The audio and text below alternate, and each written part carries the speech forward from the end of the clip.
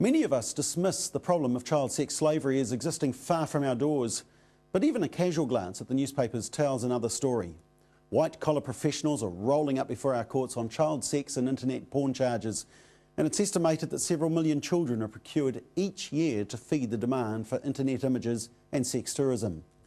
Our next guest is a New Zealander who's worked tirelessly to try and wipe out the sexual slave traders, and he's with Stephen Tetley-Jones.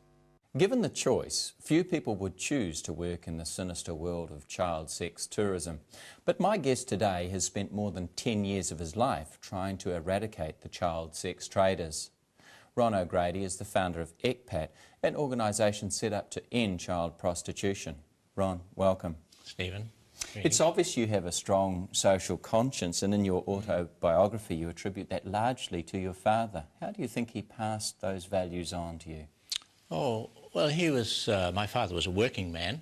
He was down the mines in the West Coast, and he had a very, very difficult early life with his father dying, then his stepfather dying, and at the age of 12 having to go and work in the brick kilns and then down the mines. To provide for his family? Yes, yes, to provide for his parents and his younger children. And he, as a result, had no education. He taught himself to read through the WEA when he was in his teens, and he just always had a very compassionate heart, and he was really always very concerned about people who were in need. He passed it on to you? He passed it on to me, yes, very much. Yours was, I understand, quite a political home, a Labour home. Yes, right. At some stage, well, everybody on the West Coast was Labour in those days. Yes, it was the birthplace of the Labour Party. It was indeed, yes, yeah. That's right. The photo of Mickey Savage over the fire. The photo of Mickey Savage, yes. Yeah. And my father was a lifetime member of the Labour Party, yes. The ecumenical movement, that was the movement in the 60s and 70s to try and bring churches together and work together for social causes. That powerfully affected you, didn't it? Yes, it did. Oh, absolutely. Sort of broke you out of your happy little pastoring phase. Yes. You see, the Church of Christ is a very small church, and that's what I grew up with. And it's like a little family, really, and still is. It's a lovely little church, and it stresses the laity, and it's a good church, but it's a very small world. And you think that that's the world of the church and Christianity, and it's not. And suddenly you're exposed to people who come at things from a totally different point of view, and you learn from that. You must be open to the people who are different from you. You have to make... I remember them saying to President Kennedy, I suppose now you're elected you'll make the world safe for democracy. And he said, no, I'm going to make the world safe for differences. That was his goal. And there's something in that, to respect people who are different, to learn from them. And that was what the ecumenical movement was all about. The word ecumenical means the whole inhabited earth. And that, I think, is that vision of God who is God, not just of my little box or your little box. So you started thinking outside of your little parish, I don't know, outside of your city, to the needs of the world at this point. And you got involved in the World Council of Churches, didn't you, in the National Council of Churches? Well, it's the Asian Council of Churches more than the World Council, but both of them, yes. Yeah. Why Asia? Well, because New Zealand is a part of Asia in those days. In those early years, Alan Brash, Don's father, was talking about New Zealand being a part of Asia. There's no question that the business world certainly knows that we're part of Asia. But in those days, it was revolutionary, and people could not understand it. And so you were drawn there? I was, yeah. I was, yes. Again, these are things, in a curious sense, I don't ever feel I've chosen myself some of these things. Like, that was pushed upon me. At that stage, I was being pushed to go into the United Nations and in a program, and to work with refugees. Yes, and suddenly this sort of emerged out of nowhere, and well, then I found myself in Asia. How did you travelled a lot, I understand. Yes.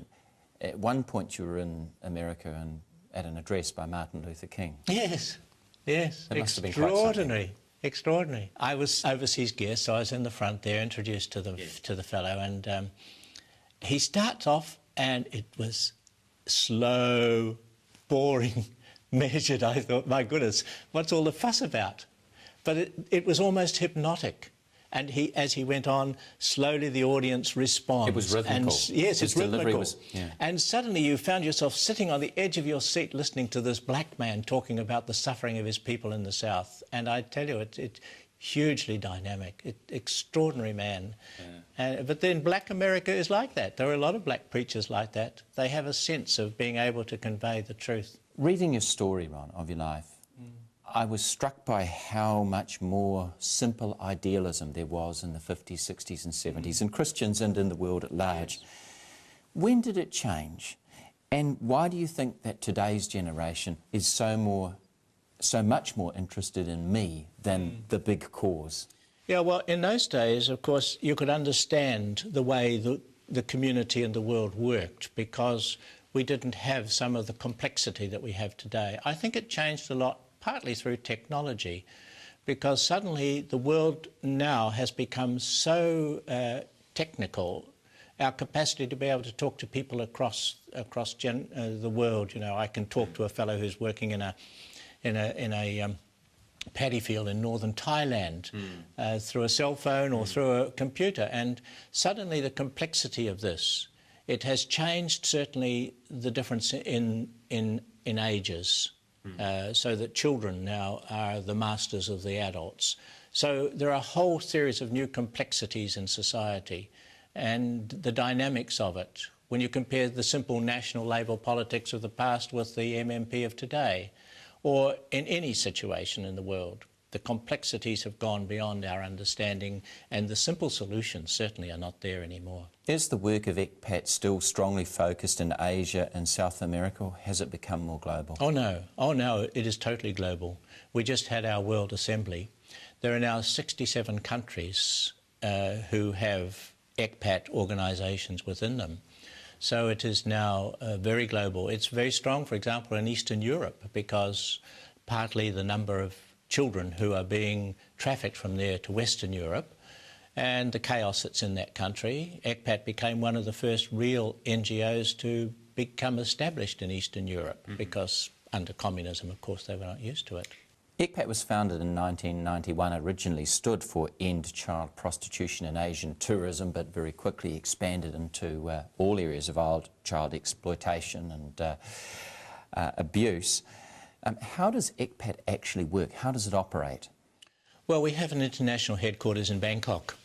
There was people who wanted to have it in New York or Geneva, but we said, for goodness sake, this issue is at the grassroots. We have our international headquarters in Bangkok. It works quite well.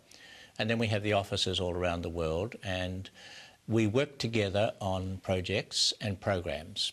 We work primarily, I suppose, with trying to get the laws changed where they need it, and then the laws implemented, which is the more difficult task, I have to say, and then trying some forms of education so that we can educate particularly those guys who feel that they've got the right to go and abuse children in other parts of the world, warn them of the fact that there are laws against it and so on. And then within the countries where there are children, who are the victims of tourists, to try and find programs that help to protect the children. Given this is often a shameful business for governments to admit to, one of the more difficult things for ECPAT must be bringing it out into the open. Yes, it's not the easiest of things. People actually don't want to talk about it or hear about it, and I don't blame them for that. But the danger of that, of course, is that in the past, when it has happened, in places like New Zealand, for example, we hushed it up. So if there was somebody in the church that was sexually abusing children, and this was happening 30, 40, 50 years ago, of course, when that happened, we simply hid it for the good name of the church. We moved the offender. We moved the offender, exactly. We did not face up to the issue. And so we have this inbuilt thing that says, I don't really want to talk about this.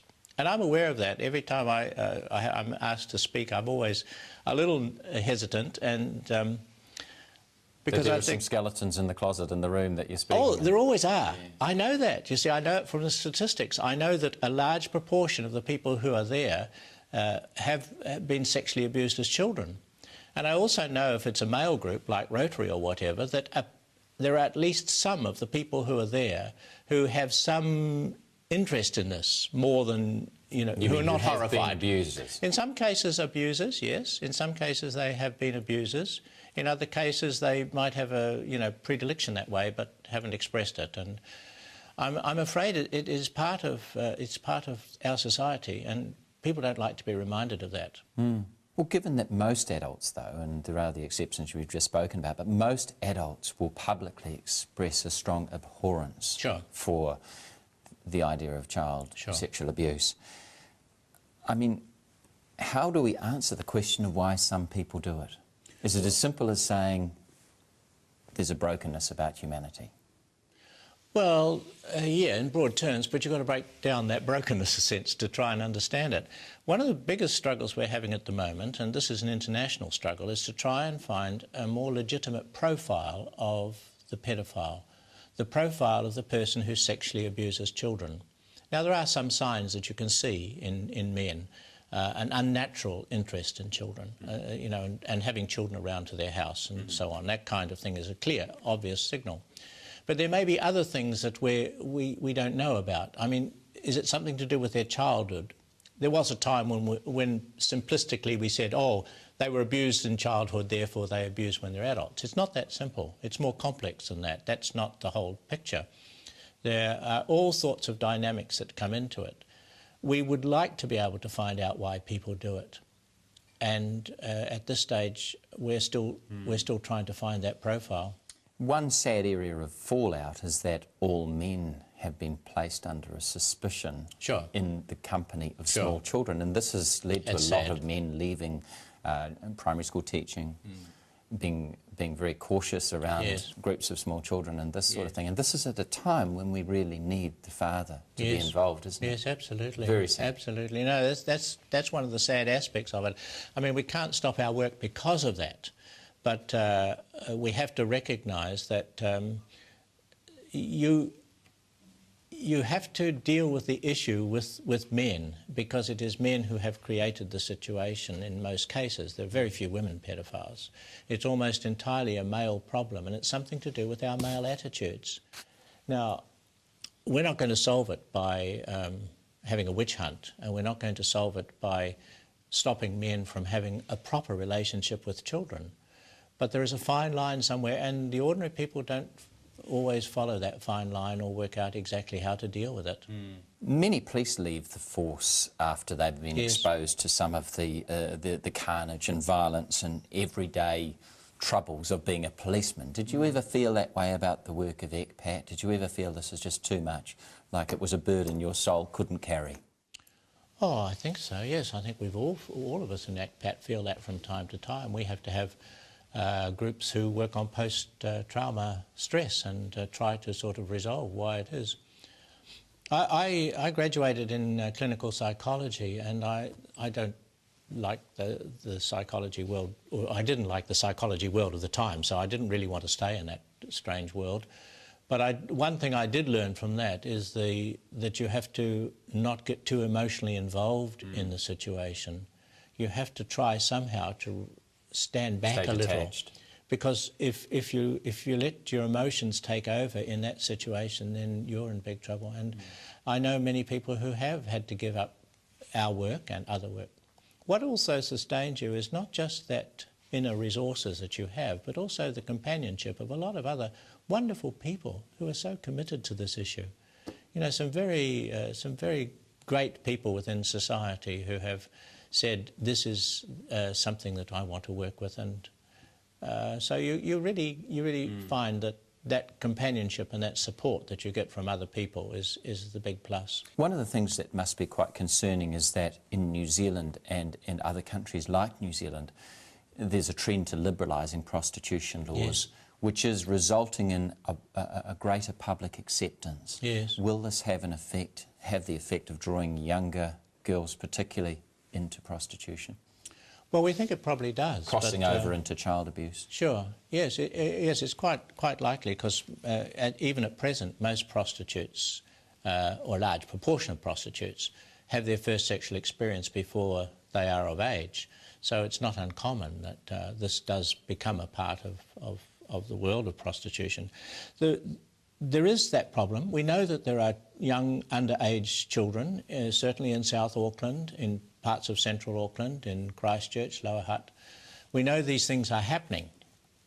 The dilemma is the policing of them is not adequate, and so we don't exactly know how serious it is. Of course, we have a lot of social workers working in this area, and they give us verbal reports, but this is not quite the same as the police actually going out and monitoring the situation. How are we going to stop the demand? Because that's the problem, isn't it? Men, primarily, seeking children for sexual gratification. How are we going to get through to the body of men? It's a question of how the sexes relate and how adults relate to children. There's two separate issues. The first one is a gender issue and the second one is a power issue. The gender issue has to be resolved within society. We have to have a more mature relationship between men and women at one level, so that there is no such thing as sex apart from consensual sex, and of course for Christians preferably within marriage. But the age one is another one, and this is a difference. This is an issue of power, it seems to me. My understanding of sexual abuse of children is that it has very little to do with the sexual drive, although that's obviously involved, and much more to do with a sense of power. The adult, with all of the power, all the physical power, the power of money, the power of strength, they can impose themselves. And what is really quite sad is that there are a lot of people who are in powerful positions, in positions of power, who do sexually abuse children. I mean, people in the church, for example. We don't know how widespread, because the powerful can often cover it up. But there is, for any person who sexually abuses a child, obviously, at a certain level, some sense that this is domination and this is that male machismo at its worst. Wonderful word, isn't it? Yes, yes. Yeah, power and control. Yes. You've written quite widely on this. I wonder if this book here, The Rape of the Innocent. The Rape of the Innocent, yes. Is still available? I think so, yes. This is one of the early images we got. This is an Australian fellow from Sydney. Yeah. And the Australian... This isn't staged? No, no, absolutely not. This is an Australian fellow in Sydney. We had an Australian writer for the Melbourne Age who came over to Bangkok and said, where does this happen? I don't believe this happens. I don't believe Australian men, good Australian men, would do this. So we said, they certainly do. And we took him down to this place, a place in Bangkok, Nana Plaza, and left him to it. And he sat there drinking a few beers with and talking to a few Australian fellows. And he was staggered. And he talked to this fellow, who's 27, I think. And this guy had a few beers, and then he said, I've got to go now. I'm taking this young girl home to my hotel. And there's this young girl. And she would have been? 12, I think, or was it 13? 13, I think, yes. 13. And he took her home to the hotel, and they took the photo of it as he took a photo of them as they went. That was on the front page of the Melbourne Age. It caused such a stir in Australia that it led to that royal commission that they had, you know, into the behaviour of... and, of course, out of that came some of these laws about prosecuting tourists abroad. Indeed. Of which we now have them, don't we? We have one too now, yes. We have. If you or any person goes overseas and sexually abuses a child, they can be prosecuted in New Zealand. Yes. Ron O'Grady, thanks for talking with us. Thank you.